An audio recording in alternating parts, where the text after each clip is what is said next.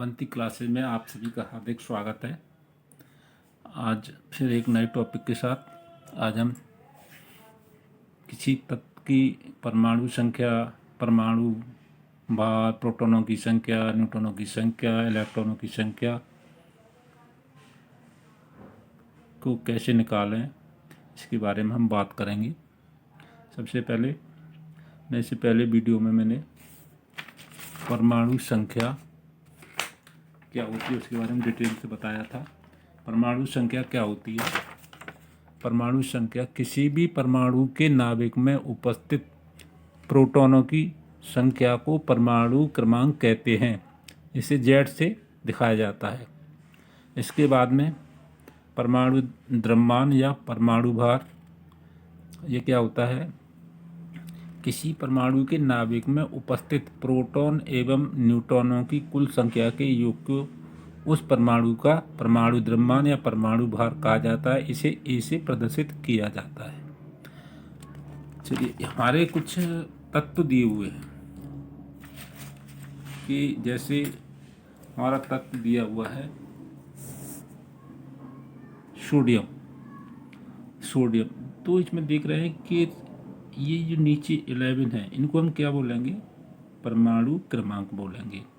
किसी भी तत्व के नीचे जो लिखा होता है, यहाँ परमाणु क्रमांक लिखा होता है तथा इसके ऊपर जो लिखा होता है उसको हम वो परमाणु भार को लिखते हैं।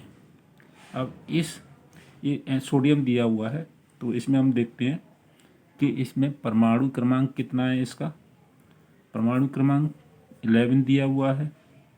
परमाणु भार 23 दिया है, जैसे मैंने बताया था आपको। अब इसकी हेल्प से हम प्रोटॉनों की संख्या निकालेंगे। प्रोटॉनों की संख्या का क्या होती है? प्रोटॉनों की संख्या परमाणु क्रमांक के बराबर होती है। परमाणु क्रमांक कितना है? 11 है, तो प्रोटॉनों की संख्या कितनी होगी? 11 ही होगी। इसके बाद में इलेक्ट्रॉनों की संख्या परमाणु क्रमांक के बराबर होती है। जितना परमाणु क्रमांक होगा उतने ही इलेक्ट्रॉनों की संख्या होगी। तो इसमें परमाणु क्रमांक कितना है? 11, तो इलेक्ट्रॉनों की संख्या कितनी होगी? वो भी 11 होगी। इसके बाद में न्यूट्रॉनों की संख्या कैसे निकालें? तो न्यूट्रॉनों की संख्या निकालने के लिए हम क्या करेंगे? परमाणु भार माइनस परमाणु संख्या। परमाणु भार इसका कितना है?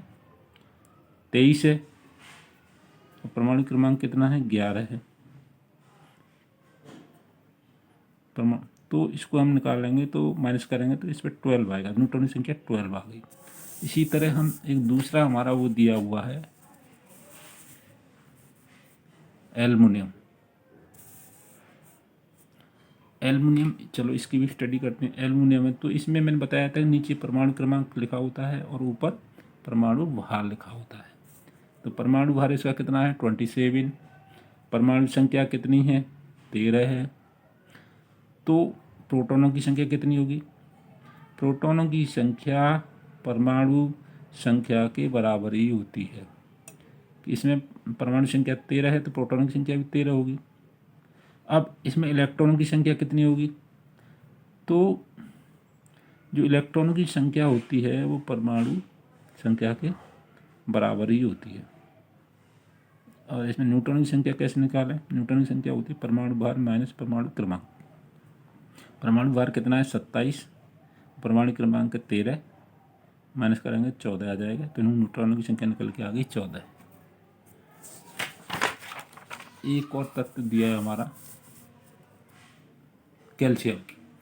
कैल्शियम का ये परमाणु भार है 40 और परमाणु क्रमांक है 20। तो परमाणु क्रमांक 20 आ गया। तो प्रोटॉनों की संख्या भी 20 होगी, क्योंकि जैसा कि हम जानते हैं प्रोटॉनों की संख्या परमाणु क्रमांक के बराबर होता है। और इलेक्ट्रॉनों की संख्या परमाणु क्रमांक के बराबर होती है। जितने परमाणु क्रमांक होता है उतने ही इलेक्ट्रॉनों की संख्या होती है।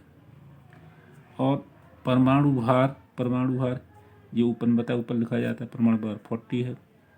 अब न्यूट्रॉनों की संख्या कैसे निकालें? परमाणु भार माइनस परमाणु क्रमांक। परमाणु भार कितना दिया है इसमें?